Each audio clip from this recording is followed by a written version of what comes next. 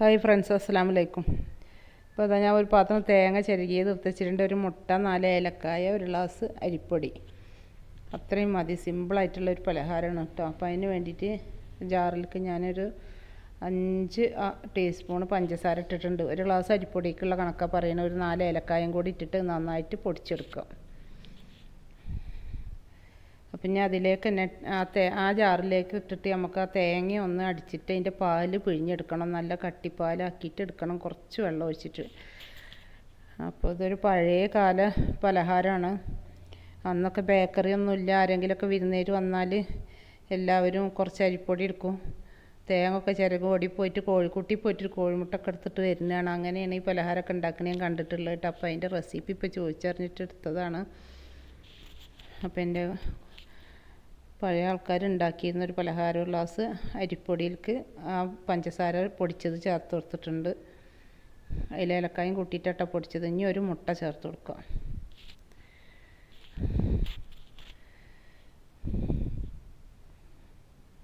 അപ്പോൾ ഒരു തരി ഉപ്പ് മധുരം ഒന്ന് ബാലൻസ് ചെയ്യാൻ വേണ്ടിയിട്ട് ഇട്ട് കൊടുക്കുന്നുണ്ട്. ഇനി നമുക്ക് ഈ തേങ്ങാപ്പാൽ വെച്ചിട്ട് നന്നായിട്ട് കൈ കൊണ്ട് തന്നെ കുഴച്ചിട്ട്, വെള്ളം കൂടാൻ പാടില്ല, ഒരു പരുവത്തിലായി കിട്ടണം. ഒരു ഇഡ്ഡലി മാവിനേക്കാളും കുറച്ചും കൂടി കട്ടിക്കും. അപ്പോൾ അത് നമ്മൾ കൈ കൊണ്ട് തന്നെ കുഴച്ച് നല്ല മിക്സാക്കി എടുക്കുമ്പോഴാണ് അതേപോലെ കിട്ടുള്ളൂ. അപ്പോൾ സിമ്പിളായിട്ട് ഉണ്ടാക്കാൻ പറ്റിയൊരു പലഹാരമാണ്. നമ്മളെ വീട്ടിലുള്ള സാധനങ്ങൾ മാത്രം വെച്ചിട്ട് ഉണ്ടാക്കാൻ പറ്റിയതാണ്. എപ്പോഴുള്ള സാധനങ്ങളല്ല, അരിപ്പൊടിയും കോഴിമുട്ടയൊക്കെ ഇല്ലാത്ത വീടുണ്ടാവുമോ. അപ്പോൾ അങ്ങനെയാണ് അന്നൊക്കെ പഴയ കാലത്ത് വിരുന്നേര് വന്നാൽ പെട്ടെന്ന് ചെയ്തിരുന്നതാണ് ഇതൊക്കെ. ഇതിന് പേര് ചേമ്പപ്പം എന്നാണ് പറയുന്നത്. അതെന്താണ് ആ ചേമ്പപ്പം എന്ന് പേരിടാൻ കാരണമെന്നൊന്നും എനിക്കറിയില്ല. അപ്പോൾ എൻ്റെ വീഡിയോ ആദ്യമായിട്ട് കാണുന്നവരാണെങ്കിൽ ലൈക്ക് ചെയ്യുക, സബ്സ്ക്രൈബ് ചെയ്യുക, ഒന്ന് സപ്പോർട്ട് ചെയ്യണം കേട്ടോ. അപ്പോൾ ഇതാ നന്നായി കുഴച്ച് വന്നിട്ടുണ്ട്.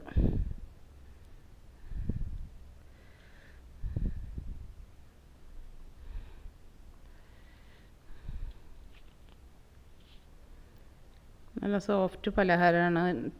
കഴിക്കാനും നല്ല സോഫ്റ്റാണ്, ഉണ്ടാക്കാനും ഒക്കെ എളുപ്പമാണ്.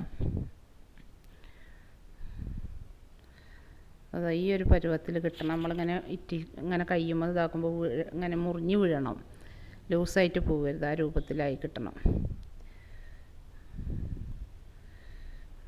അപ്പോൾ നമുക്ക് തേങ്ങാപ്പാൽ കുറച്ച് ബാക്കി വന്നിക്കുകയാണ്. അപ്പോൾ അത്രയും തേങ്ങാപ്പാൽ വേണ്ടായിരുന്നു, കട്ടിക്ക് എടുത്താൽ മതിയായിരുന്നു. അപ്പം നമുക്കത് ഫ്രൈ ആക്കി എടുക്കാം. അത്രയേ ഉള്ളൂ, സിമ്പിളാണ്. അതൊക്കെ നിങ്ങളൊക്കെ ഉണ്ടാക്കിക്കണോ കണ്ടിക്കണോന്നൊന്നും എനിക്കറിയില്ല. ഞാനിപ്പോൾ ഒരു ഓർമ്മയിൽ പഴയ കാലത്ത് ഞങ്ങൾ കുട്ടികളാവുമ്പോൾ ഉമ്മാൻ്റെ വീട്ടിലൊക്കെ പോയിരുന്നപ്പോൾ ആ ഭാഗങ്ങളിൽ കണ്ടിരുന്നൊരു പലഹാരമാണ് കേട്ടോ. അത് ഉണ്ടാക്കുമ്പോൾ ഒഴിച്ചു കൊടുക്കണതിൻ്റെ ഒരു ആകൃതി വരുന്നതാണ് അതിൻ്റെ ഒരു സ്റ്റൈൽ. അവിടുത്തെ അന്നത്തെ ഉമ്മാരൊക്കെ കാണാൻ അങ്ങനെ തണ്ടൊക്കെ വെച്ചിട്ട് ഉണ്ടാക്കിയെടുക്കണം. അപ്പോൾ അതേപോലെയൊക്കെ ഞാനും ചെയ്ത് നോക്കിയിട്ടുണ്ട്. അപ്പോൾ അതുകൊണ്ടായിരിക്കണം ഇതിന് ചേമ്പപ്പം എന്ന് പേരിടാൻ കാരണം.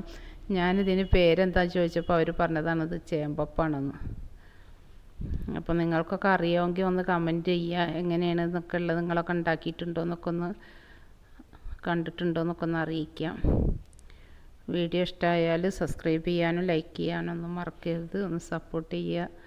അപ്പോൾ ഇത്രയുള്ള സിമ്പിളാണ്. പലഹാരമൊക്കെ ആക്കി കഴിഞ്ഞ് അപ്പോൾ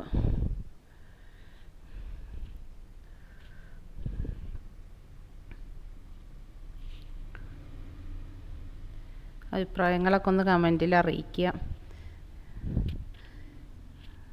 അതുള്ള അടുത്ത വീഡിയോ ആയിട്ട് കാണുന്നവരെ ബൈ.